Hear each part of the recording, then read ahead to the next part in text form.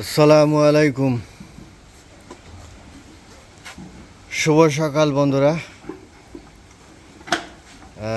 আজকে আপনাদের দেখাবো আমাদের সকালবেলার কার্যক্রমের এক অংশ বিশেষ। দেখেন, সকালবেলা আমরা এই যে গোবর গোয়ালঘরে গোবর ফালানোর পরে আমরা এই বালতিগুলো সাজাই, খাদ্যের বালতি। এখানে আছে আলু, সিদ্ধ করা আলু। এই যে দেখেন আমাদের আলুর গোডাউন। এগুলা আমাদের শেষ হওয়ার আগেই আমাদের যে কন্ট্রাক্ট পার্টি আছে, আলু ব্যবসায়ী, তারা বাড়িতে দিয়ে যায়। যার কেজি মূল্য হচ্ছে 5 টাকা কেজি। বাড়িতে এনে আসলে ঘরের ভিতরে ঢুকাই দেওয়া যায়। এগুলো সিদ্ধ করি আমরা। এটার মধ্যে দিয়েছি আমরা আলু। প্রত্যেকটা বালতির মধ্যে আলু আছে, প্রায় 7-8 কেজি করে আলু আছে। কোনোটার ভিতরে 10 কেজি আলু আছে। আর আছে আমাদের এই ফিট, আমাদের মিক্সার ফিট, নিজস্ব তৈরি ফিট আমাদের। আমরা নিজেরাই এই ফিট তৈরি করি, যেটা আমরা খুব অল্প টাকায় অধিক পুষ্টিসম্পন্ন ফিট তৈরি করি আমরা।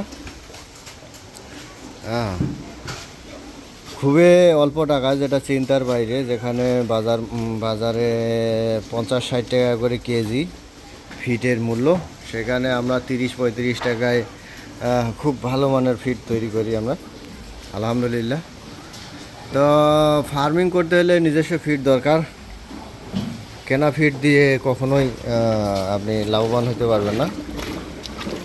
তো এই ফিট, আলু, সিদ্ধ করা আলু, ফিট, আর হচ্ছে আমাদের এই পানি দিয়ে আমরা এইভাবে দেই। তো এইভাবে আমরা সার্ভ করি, খাদ্যটা দেই গরুরে। দেখেন পাগলা আগে খাইতেছে, এই যে মহিষে এইভাবে দেই। তো এই গরুগুলা এইভাবে দেওয়ার পরে এখানে প্রায় 25 কেজি পানি সহ 25 কেজির মতো খাদ্য হয়ে যায়। 20 থেকে 25 কেজি অথবা 17 থেকে 25 কেজি এরকম ওরা সকালবেলা ওদের খাওয়াটা হয়ে যায়। ভারী একটা পুষ্টিকর খাবার।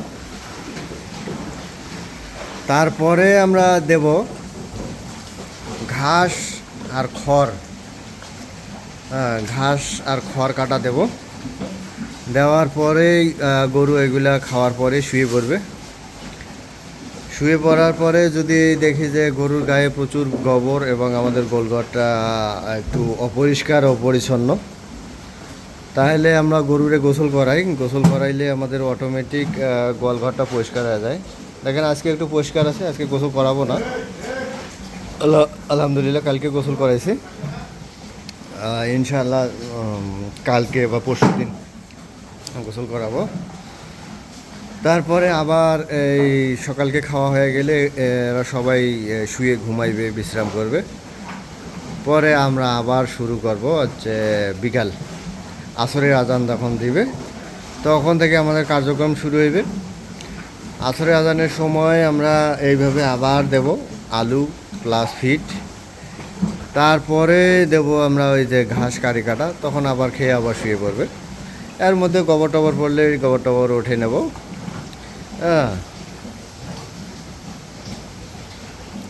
তো তারপরে আবার রাত্রে কয়েল জ্বালাই দেব। তো এখানেই কাজ শেষ। তো এইভাবেই আমরা গরু লালন পালন করি, আলহামদুলিল্লাহ। তো আপনারা যারা বেকার আছেন, বেকার না থেকে অবশ্যই কিছু একটা করার চেষ্টা করবেন। গরু যেমন আমাদের এগুলা সব বড় বড় গরু, আপনারা ছোট ছোট গরু নিয়ে শুরু করতে পারেন। আবার আপনারা ছাগল দিয়ে শুরু করতে পারেন, ছাগল করতে পারেন, ভেড়া করতে পারেন। আলহামদুলিল্লাহ গরুর চাইতে ছাগলে প্রচুর পরিমাণে লাভ, ভেড়াতে প্রচুর পরিমাণে লাভ, যদি আপনারা করতে পারেন।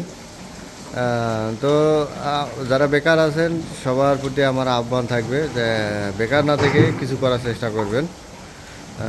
তো সবাই ভালো থাকবেন। তো আজকে এই পর্যন্তই।